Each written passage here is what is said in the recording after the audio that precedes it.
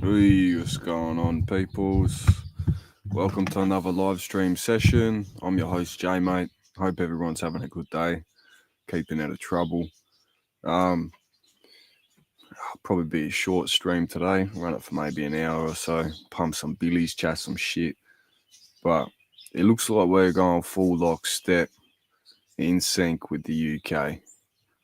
Um, they've announced that by December, end of this year, a digital ID system will be brought into place where you're not even going to be able to get a job, right? No employment in the UK without having this digital ID. So they're trying to do away with plastics, do away with the licenses, physical licenses. What does that mean? Well, it means you no longer will be recognized as a person, right? Your persons is not you. Your digital status will be the only form of recognition from government agencies, fucking shopping centres, BlackRock. So all your Coles, Woolworths, Audis, they're all going to be the same. All of them will be the same. So Bill Shorten, who's he's like he's in Australian politics. He works with like managing the National Disability Insurance Scheme because he's a fucking retard himself. He's made the announcement that by December, Australia will be following suit with the UK and we're going to be full digital ID spec. Now, this is not mandatory, right? You have a decision to make here. But if you go ahead and make that decision to get the digital ID, you choose to do that, that's it. Once you get the digital ID, and then the banks introduce a new central digitalized banking currencies, that's it. Freedom goes out the fucking window, right? There's no more freedoms. There's no more fucking boot to car sales. There's no more Facebook Marketplace selling this and that. There's no more cash withdrawals. There's no more tooth fairy for your kids when they lose a tooth. All of these things, you know what I mean? They want full cashless society. Welcome to 1984. What does that mean? George Orwell predicted this pretty well for the most part. It's also in the Bible too. The mark of the beast. You won't be able to buy, sell, or trade without the mark of the beast. So hold off as long as you can. You know what I mean? It has to be some sort of natural resistance against this effort to like place everybody in this technocratic fucking bullshit society that none of us signed up for. Yeah, it's going to be very fascinating. It's going to be like very, very fascinating. They reckon it's going to save Australia like $40 billion in productivity and efficiency and all this other, but fuck off. Fuck off. They say, oh, it's to protect sensitive data so Australians don't have to hand over sensitive data in situations anymore. They can just present their photo ID, or sorry, their digital ID. Do you know what happens once you have a digital ID? This isn't my phone anymore. This belongs to the government. Why? Your ID doesn't belong to you. It belongs to the state, right? It belongs to the government. So what does that mean? When they ask for your ID, you got to hand your phone over, cunt. And what does that mean? If they have any suspicion that you may be involved in crime, dodgy proceedings, dealings, anything like that, they can just sit there, go through your phone, no warrant, nothing, go through your shit. So they're talking about in the guise of privacy and sensitive data and, you know, doing away with plastics and physical ID. Fuck off, bro. The physical ID's better. Bro, when you hand over the plastics, all good. You know what I mean? I know that license doesn't belong to me. It's not mine. I don't have any ownership over it. This is my given name. Body corporations and things like that. It's all in the Black's Law Dictionary, common law, Australian Constitution. We stopped being like a sovereign nation for the most part from 1973 onwards. So it's when Australia got bought and sold and placed on the Norfolk's registry. So it was we're part of an American corporation, privately owned, which is fascinating. So, yeah. We're heading into an interesting place. You know, it's the patterns keep emerging, and they've already told us what they're going to do, and for the most part, is what's going to happen, unless something fucking intervenes. You know what I mean? You know, some War of the Worlds type shit. Maybe the aliens roll up. Who knows? King GTS, good to see you, bro. We got Bot Rigs, 5 lurkers. Hope yous are well, whoever the fuck yous are. But yeah, don't cave in. Don't give up. Go work your cash in hand. Fucking all that. Fucking cash for hand jobs, cunt. That's what half you lurkers will be doing. Green screen. What's going on? Well, we're going to chop up a sesh. I'm not fucking driving anywhere today.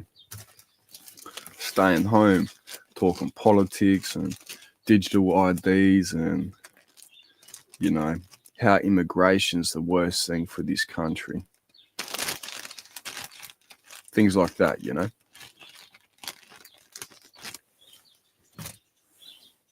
All right, let's chop up. How's the weather up there? Yeah, it's actually quite nice. It's quite nice. It's a bit of a brisk fucking bit cold on the breeze, but that's nice. I got all the windows open and shit and fresh air. My plants are happy. They're all very happy. So let's keep doing what I'm doing. Hopefully I'll get left alone with my garden this year as well. That'd be nice to have another year to grow, document, you know, share the process. And then, you know, at the end of it, I get to share, you know, the weed with those around me as well. I don't deal or sell any drugs, as people already know. Not involved in any of that stuff. And if I was, I probably would have been raided by now. I'd imagine. Because like I've said to people before, like if you're involved in those proceedings, you're hustling, you're making your monies, whatever. I'm not here to judge you. I don't really give a fuck. But if you are making money doing things like that, they're going to take notice. They'll check all your fucking banks. They'll check your messages, all that shit without you even knowing. And then they'll raid you. Oh, we got reports from the public that such and such, you know, that's all they got to say. That's all they got to say. See, they can illegally survey you, right? And then spin some bullshit to the court so they got an anonymous tip. You know what I mean? And for someone like me, I document like the whole thing on YouTube for the most part. So I'm extra paranoid. Because I do it to myself though. So what can you do? It's not a crime in South Australia to grow cannabis. It is a penalty. Like you'll be penalized, right? But it's not a criminal offense unless you're doing commercial, you're involved in organized crime and all that other shit. Still, you can't just like go, oh, have a look at my plants, officer. Now fuck off. You can't. No. And with the new laws online, they call it posting and boasting laws. If you post anything illegal online, straight to jail. Straight to fucking jail. And it's like, whoa, hold on a second. This is the beautiful thing about being able to express yourself politically and freely. Because this is like even the growing thing, it is a form of activism. You know, unless you're a drug dealer, then you're just a fucking drug dealer. But otherwise, you know, for me, it is, I'm opposing the laws and the government by doing what I'm doing, growing these plants and all that shit. I'm not a professional by any means at all. I'm just a fucking little hobby gardener. Gets me through. It's no worries. But yeah.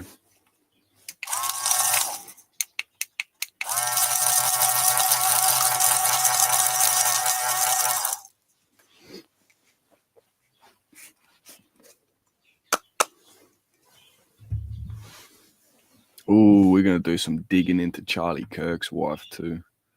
But yeah.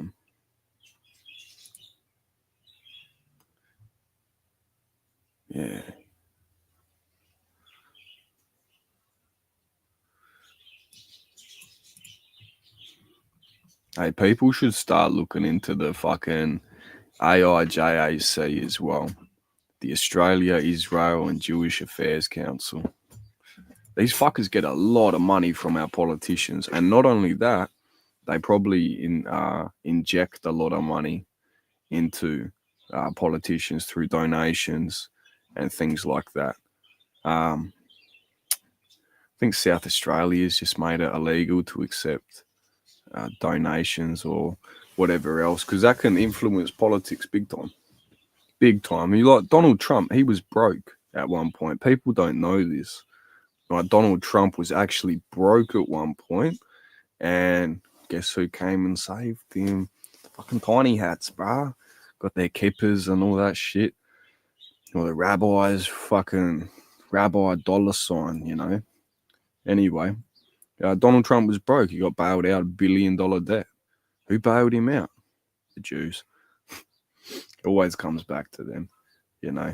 I've gone on my anti-Semitic rants plenty, spoken my shit, because people trying to convince me, like, they're God's chosen people. I'm like, nah, they're not the same ones from the Bible, dude. You're tripping, cunt. You're tripping. But, yeah. Yeah, it's all cookery. It's madness. But, yeah. All right. Anyway, first bong of the session before we get fucking microchipped and digital ID'd. We've got a few months to go yet. Have faith. I'll still, don't worry, if they try and introduce this shit for like, you have to use your ID to go on the internet, bro, that's illegal. If you're restricting the access of information, which is my right to access it, you know, I'm gonna find every fucking workaround possible. I'll still be streaming, but I won't be connecting my ID to anything. So I will have to do a little bit of research into platforms and other things like that, because YouTube's going to get fucking dicked. 100%. The Australian government's just going to fucking absolutely destroy YouTube, Google, everything else. And Israel, they're trying to get their hands on TikTok and Twitter. They want their hands on fucking both of those major platforms, so then they can control the rest of the public perception.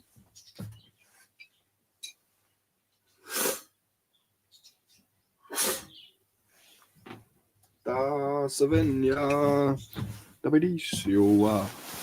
Hey. But I ain't got no ID except a birth certificate and bank cards. Yeah, well, that's it. You should be able to, like, for the most part, you don't even need a number. Like, you don't even need a piece of plastic for ID. You don't need a digital fucking ID or anything like that. You just need the number that's on your card, right? You don't even need the plastics. I've been pulled over multiple times and I haven't had my license with me. I'm like, really? You're really gonna fucking write me up for that? And I'm like, how stupid are you gonna look to all your buddies? But it's like, they're like, oh, blah, blah, blah, blah. You just give them the number. The license is in here. It's in my fucking head. I am the permit to drive. You know what I mean? I don't need a piece of paper but I'm already all sweet, all good there. You know, you don't need any of that ID shit. But on my conditions for my license, it says that I have to carry my license with me at all times and present it when asked by an officer. So, what does that mean? Well, if I'm not carrying my license, you're just getting the number that's remembered in my head. So, no, you have 24 hours to present your license to a local police station. But if you're on probationary conditions, like if you're on your learners or your pay plates, then you have to every single time when you're asked. without fail. So, yeah, pretty interesting stuff. Did I mix this? I think I did.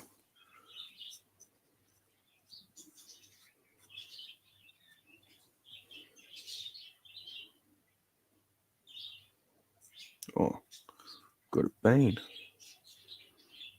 Or half a bean. Womp, womp, womp, womp, womp. Hey.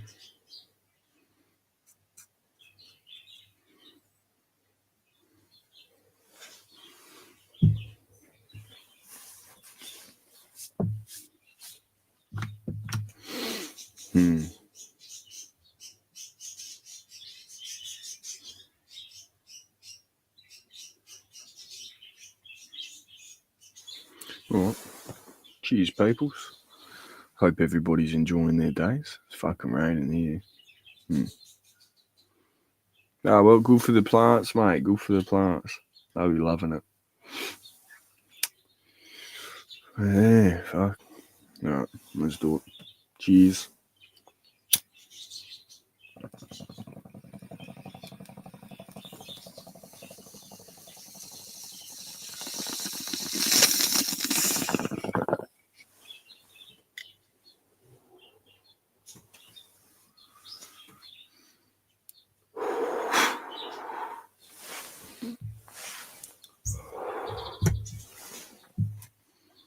Those auto seeds I got, flowering time are longer than what you're originally told. That sucks.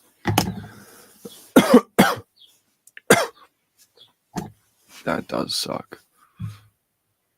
All right.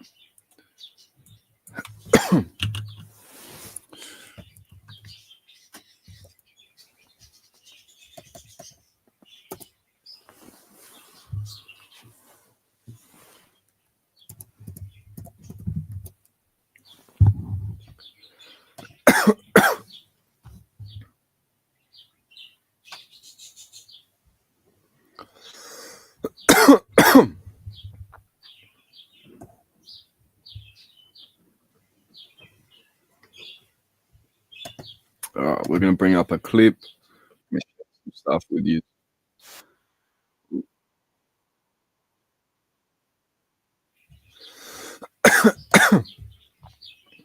Share the screen.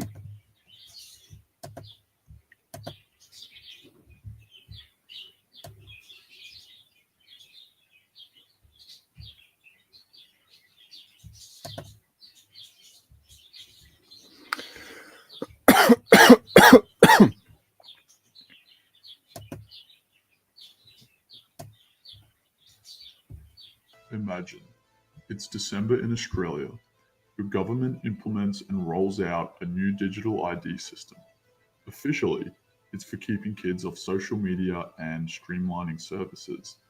But beneath the surface, this ID ties your identity to your accounts. Every post, every comment, every opinion.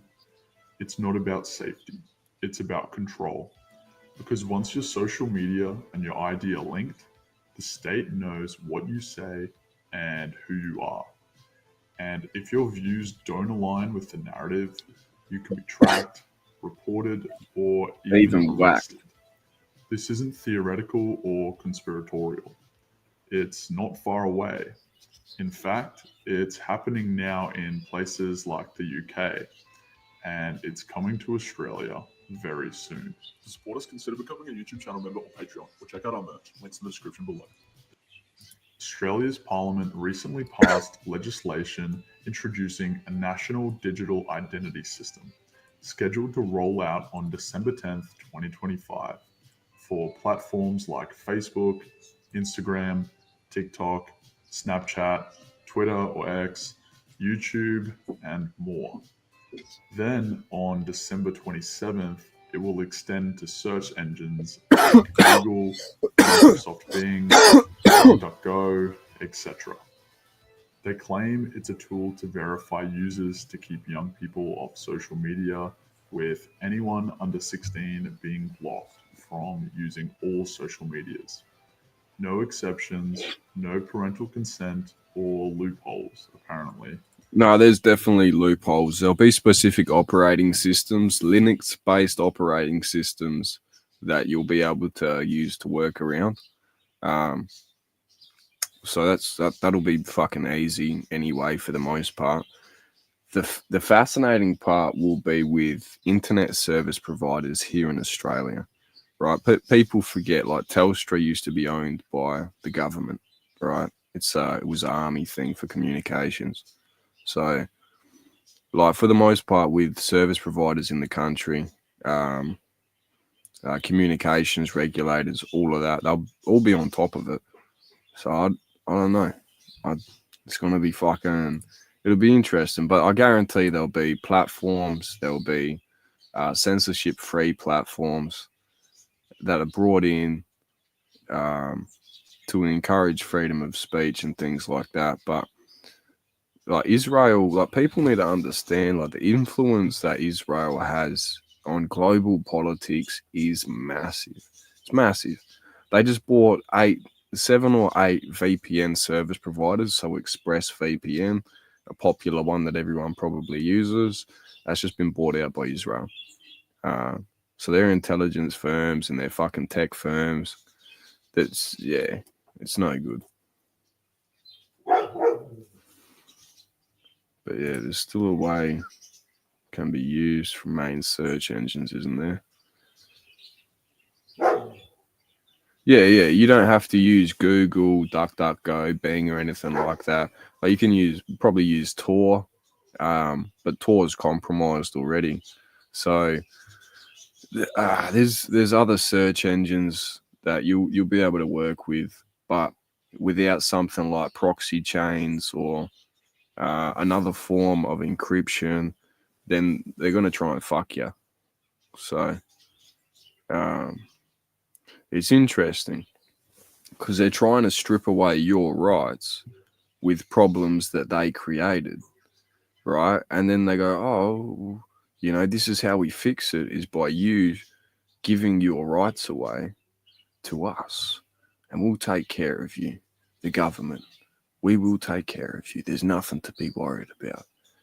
You just, stay put, get the digital ID, get microchipped, and everything will be okay. No more crime, no more worries, no more illegal anything.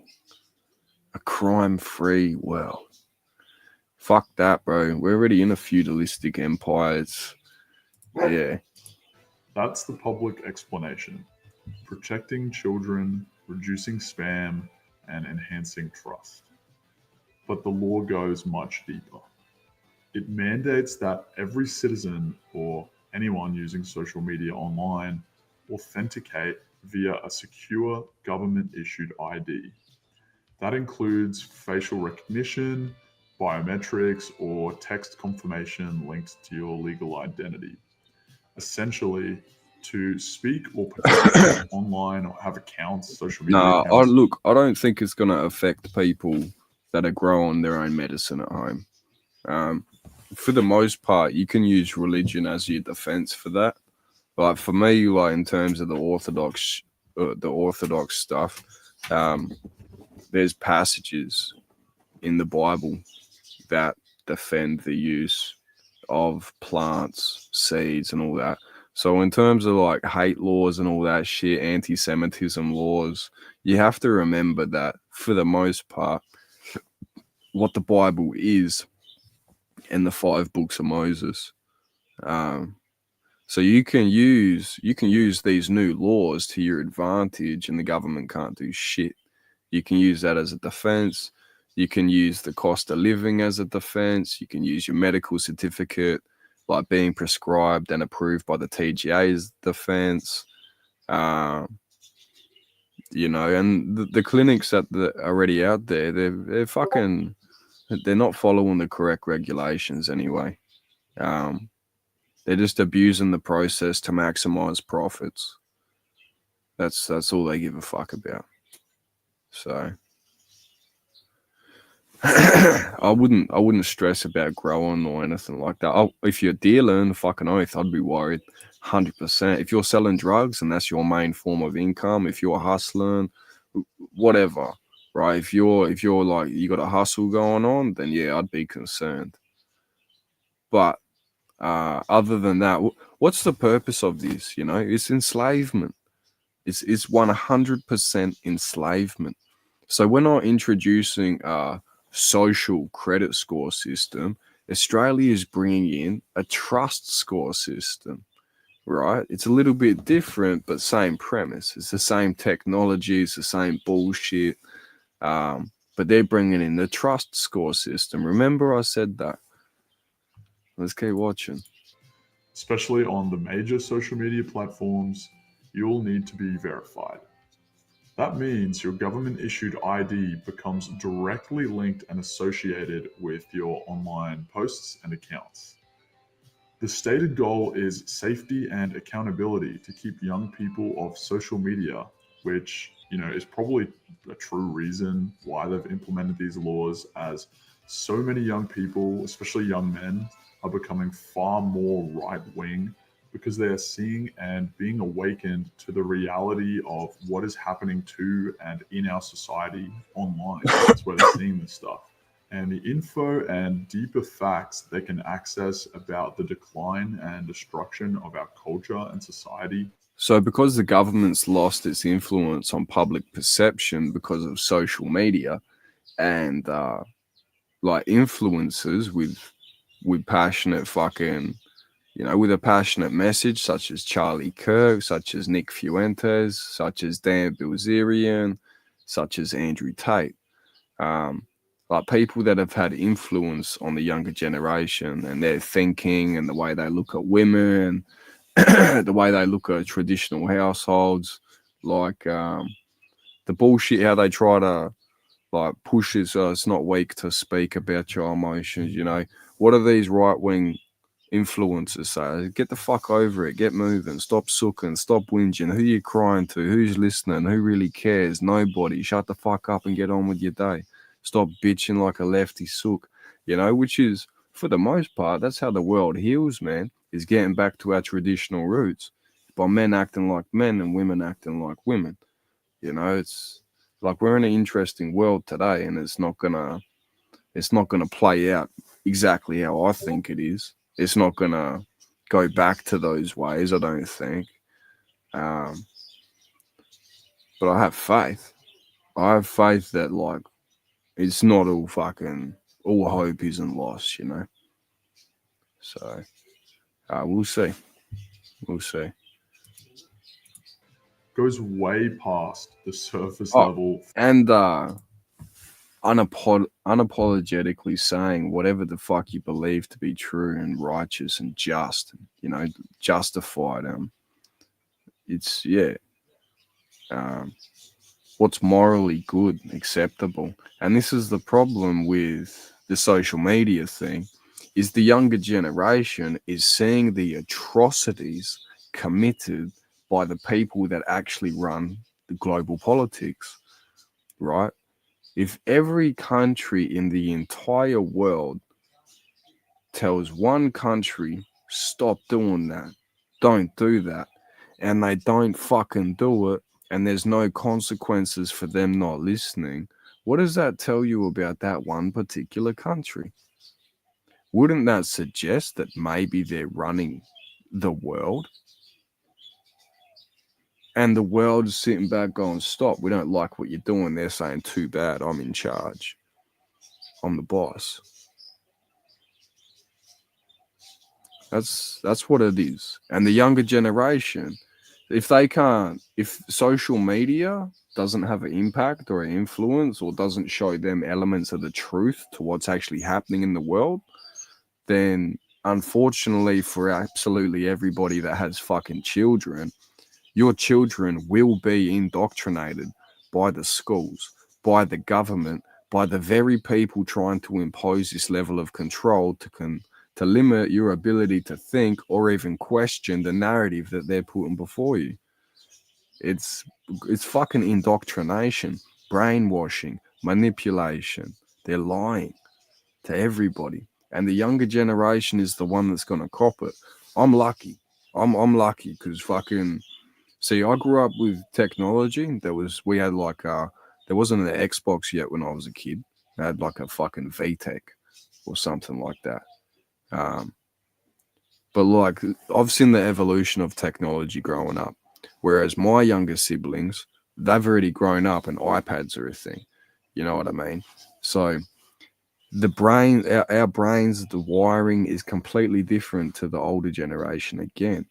It's a different way of thinking, probably faster way of thinking. Um, but the ability for younger people to recognize patterns and notice things is probably far more than what I could comprehend. Um, and if you're going to give that all to the government and you're going to have your kids educated through a school system, you're in trouble, man. You're in trouble because here's the thing: they're not teaching youngers what they're good at, right? They're not taking advantage of what these children are like really fucking excelling in, what their abilities could be, and amplifying that. They're teaching them all the same fucking curriculum. It's no different. They're writing the same shit in their books. They're getting the same fucking lessons, the same English, the same handwriting. There's nothing special about these places. I can't remember who said it, but send your kids to Caesar. Don't be surprised when they come back as Romans.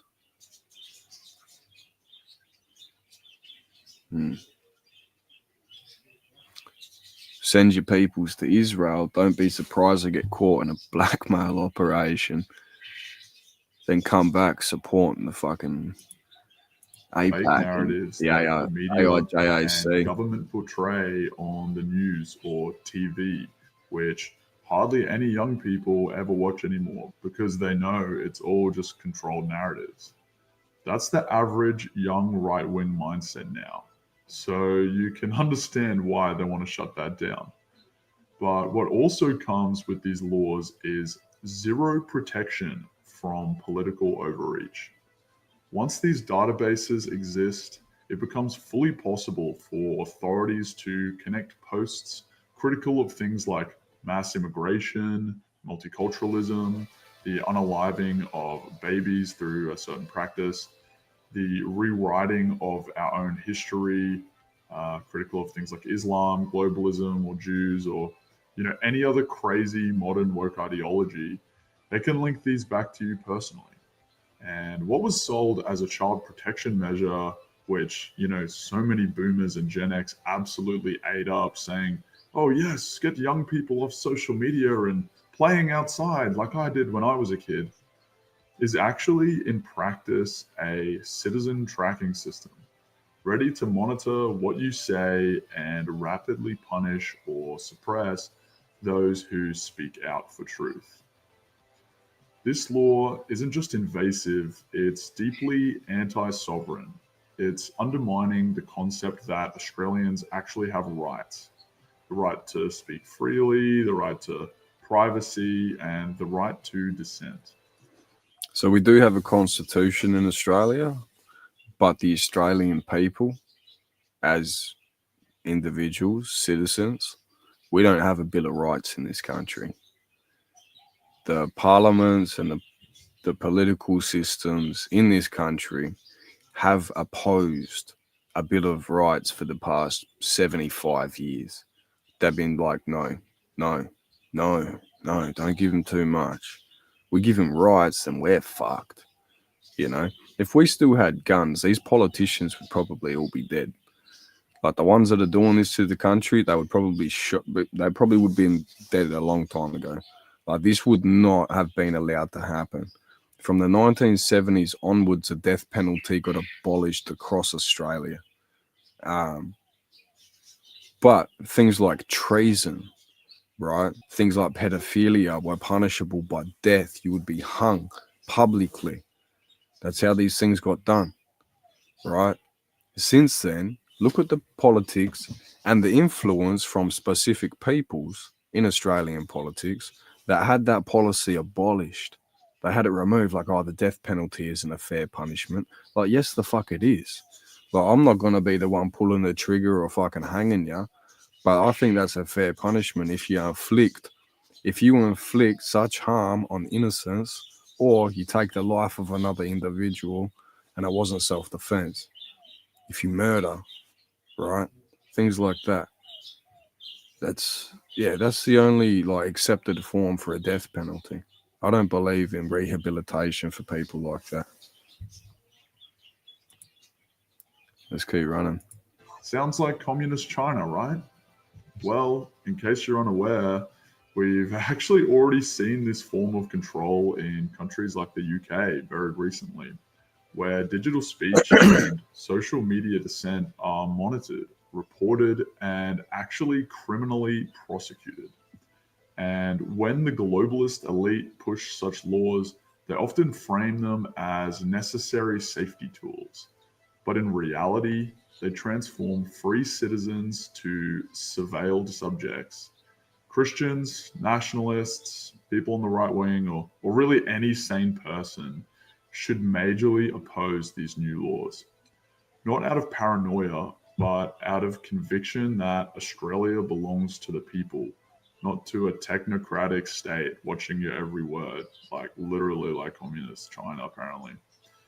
And to understand what may come, all we have to do is look at the UK right now, where we've seen clear examples recently where people were arrested or punished simply for posting opinions on social media. Let's look at very recent real cases. Case A. After sharing a tweet about mass immigration following a tragic stabbing from an immigrant, Lucy Connolly was charged with inciting racial hatred. She received a 31-month prison sentence, even though she promptly deleted her post after she had posted it and publicly apologized. Case B. Journalist Richard Medhurst was arrested under UK terrorism laws for reporting on Middle Eastern Islamic issues. And he was held without bail and questioned under security laws, even though he wasn't even advocating terrorism. Case C, a man was arrested and charged with misuse of public communication for posting critical immigration comments on Facebook. Police literally turned up at his house over comments deemed offensive, not violent, which you're seeing the video on screen now. You're going to be arrested, okay? This is in relation to some comments that you've made on a Facebook page. And another point, the UK government launched a National Internet Intelligence Unit coordinating police and social media platforms to flag posts critical of immigration policy or there's a few other things on the list as well, and criticism of migrant hotels or two-tier policing leads to investigation, even though that's not actually like unlawful. These cases illustrate that speech for political dissent can trigger arrest, even in nations with nominal free speech rights. Australia's digital ID law linking speech to identity makes mass monitoring very possible overnight. And those were just some examples. I mean, there's many more cases like these ones happening in the UK right now. But imagine that system here. If everyone's real ID is tied to their social media, the state can choose to monitor who says what, to flag or censor based on keywords, views, or dissent, and to punish through fines, arrests, or even employment consequences as well. They'll call it hate speech, misinformation, or platform abuse, but without clear definitions, what is considered dissent. Discussing mass immigration, gender ideology, or biblical or traditional truths that have literally stood in our society in the West for over 1,600 years could now become institutional risks. All it takes is for the government to make examples of some people speaking out against the travesty that has happened to our country, or crazy things that are currently happening legally in our country, and the government charging them, jailing them. Then all people, I mean, especially young people, but still all people, will begin to view speech or alternate views as dangerous, or just like that they can't express it, and the crackdown on dissent increases. Powerful globalist narratives then become default and lines you must walk or you face the consequences. This isn't theory. It's a system in place already in parts of Europe and the UK. If you denounce Islam, or speak badly against it, immigration policy, or push for traditional gender structures, authorities can track you. Australia is now on the verge of adopting that same system. This isn't about keeping children safe, for real, if we're honest. It's about isolating anyone who opposes the centralized narrative. So, what should we do? First, raise awareness. Talk to friends, family, churches, and share how this law is about more than identity verification and keeping young people off social media. And you can also share this video with them to help them become aware. Secondly, raise your voice. Email or call your local MP and key senators. Demand they repeal this bill, or at least for the right to opt out. Make them feel the pressure, politely, persistently, and en masse. I'll leave a link in the description to easily find your local MP or senator, and a short email template that you can send them as well. Third, if or when the time comes, refuse to comply where possible. If the government succeeds in trying to make this social media login with verified ID mandatory, refuse or delay and advocate for anonymous access. If you want to preserve speech, preserve sovereignty, and preserve Australia as a nation defined by the people, not by the bureaucracy. Fuck preservation. Forget about that for a second. If you want to still be a human being and be able to act autonomously as a human being, then you're against this anyway. There is currently, I'll actually find it 1 second. There's a bill that I can recommend everybody to go sign.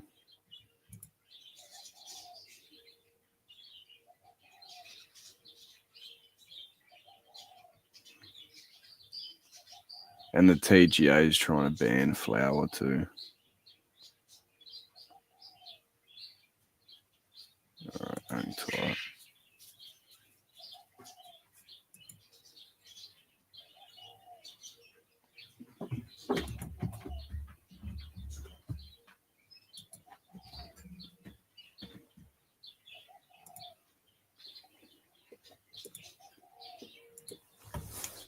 Be done. Hey, go play. Go on. Wait. Go on, go play.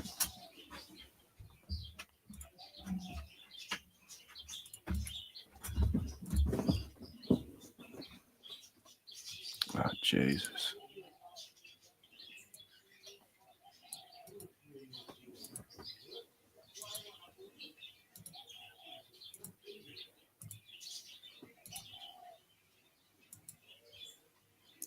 All right. I'll drop this in the chat. Follow that link. It's a petition. It's a no confidence vote. The Albanese Labor government. Fucking go sign it. Get these fuckwits out of the politics. They don't belong. But back here. This is not the time for silence. We literally need a national uproar in regards to this. Australia's new digital ID law is not a safety net, it's a surveillance net. If Australians allow it unchallenged, we risk UK-style citizenship control by literally December 10th. This video is a warning and a wake-up call. Freedom ends when speech becomes tracked. I know it sounds American coded, but it's kind of true. The question before us is, will we let them monitor us, or will we protect our right to our own opinions and views and ability to express them? So help other Aussies become aware by sharing this video, liking and commenting to help save our nation. And to support the channel, consider becoming a YouTube channel member or Patreon, or check out our merch, links in the description below. And don't forget to contact your local MP or senator. God bless Australia, and Christ is King. Christ is King. I'm with him there.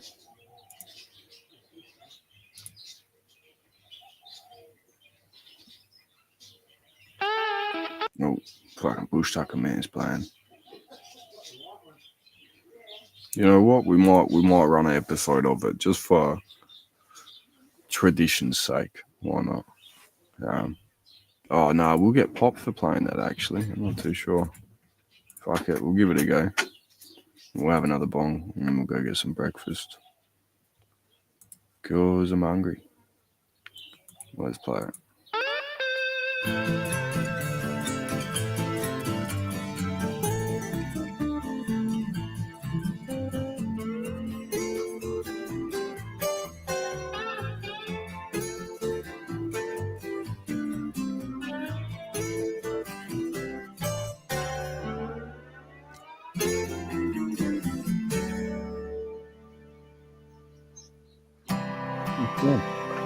Yeah, Frosty. Good to see you, man.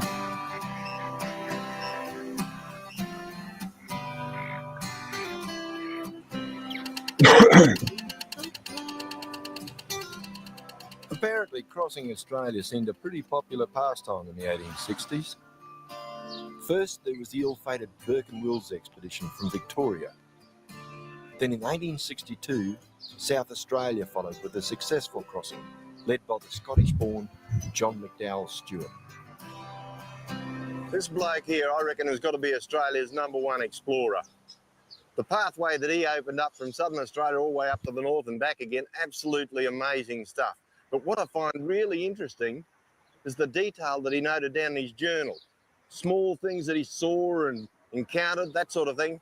And some of it, even today, is still a mystery.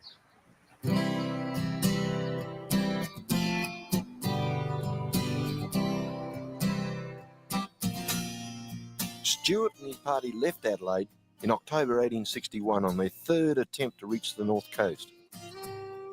After 10 grueling months, they finally made it. I'm going to roughly follow his journey, which will take me through Central Australia to Alice Springs and then north to the Roper River, finally ending up on the north coast.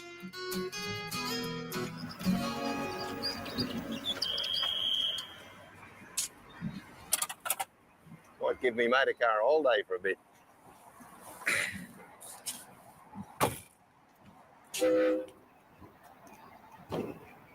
I'm looking forward to the first part of this trip, which won't be too hard to take.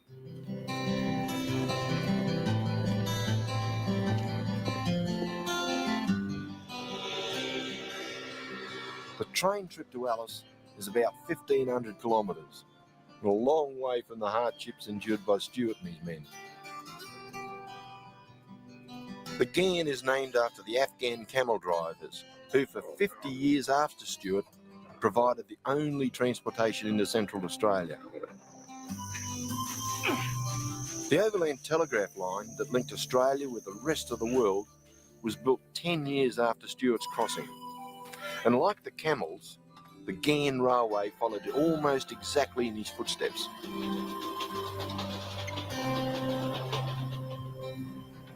Stuart started off his expedition by doing a whole bunch of mini expeditions, each time going a bit further, etc. A bit like reconnaissance, I guess. And finally, on the real thing, he reached Central Australia where we are now.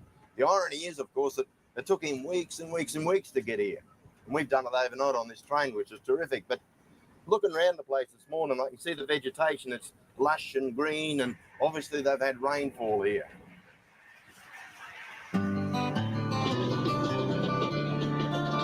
The New Ghan bypasses a place I've always wanted to see, so I'm going to have to backtrack a bit just to the south of Alice.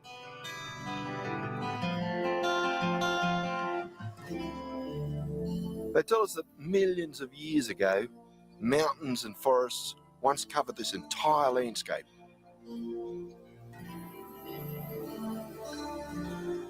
One of the most spectacular rocky outcrops in the area is this one, which towers 100 metres above the plain.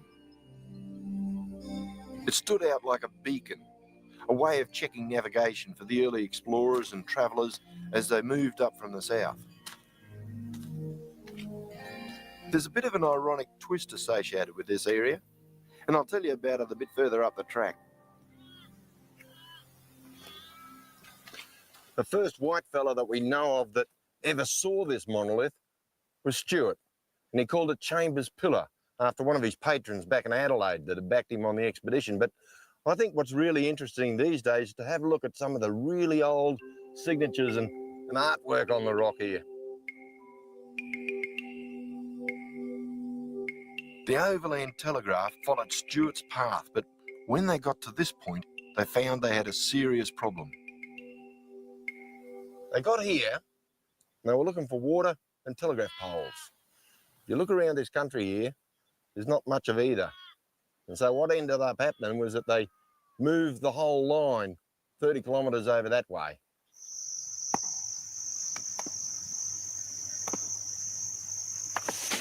The men often worked in scorching heat, and like Stuart, faced the same problem of finding water.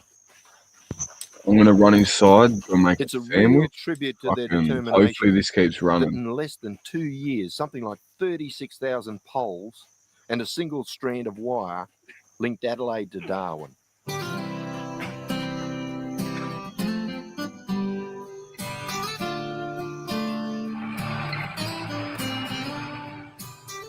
Deserts are usually pretty dry places, but the ground around here has just recently sprung to life, and I think it deserves a closer look.